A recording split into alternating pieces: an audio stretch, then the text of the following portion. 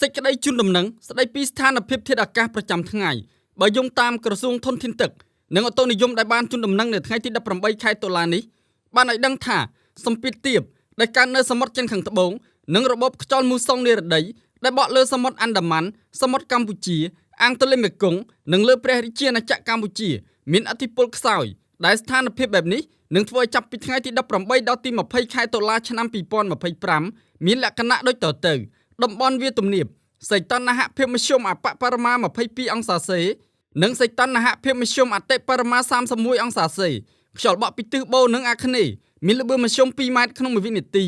បណ្ដាលឲ្យខេត្តបន្ទាយមានជ័យបាត់ដំបងពោធិ៍សាត់កំពង់ឆ្នាំងសៀមរាបកំពង់ធំកំពង់ចាមត្បូងឃ្មុំព្រៃវែងកណ្ដាលតាកែវស្វាយរៀងភ្នំពេញ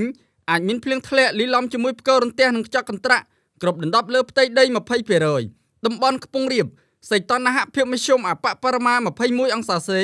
និងសីតុណ្ហភាពមធ្យមអតិបរមា30អង្សាសេ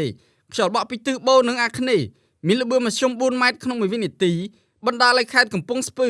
ប៉ៃលិនឧត្តរមានជ័យព្រះវិហារក្រចេះស្ទឹងត្រែងរតនគិរីមណ្ឌលគិរីជួរភ្នំដងរែកនិងតំបន់ជួរភ្នំក្រវាញអាចមានភ្លៀងធ្លាក់លាយឡំជាមួយផ្គររន្ទះនិងខ្យល់កន្ត្រាក់គ្រប់ដណ្ដប់លើផ្ទៃដី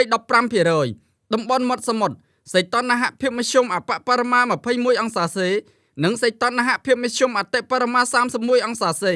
ខ្យល់បក់ពីទិសនិរតីនិងអាគ្នេយ៍មានល្បឿនមធ្យម3ម៉ែត្រក្នុង1វិនាទីបណ្ដាលឲ្យខេត្តកោះកុងព្រះសីហនុកំពតកែបនិងជួរភ្នំបូកគោអាចមានភ្លៀងធ្លាក់លាយឡំជាមួយផ្គររន្ទះនិងខ្យល់កន្ត្រាក់គ្រប់ដណ្ដប់លើផ្ទៃដី 20% រលកសមុទ្រមានកម្ពស់មធ្យមអបបរមា0ម៉ែត្រ50និងកម្ពស់មធ្យមអតិបរមា1ម៉ែត្រ75អាស្រ័យដូចបានជម្រាបជូនខាងលើសូមសាធារណជនទទួលជ្រាបជាព័ត៌មាន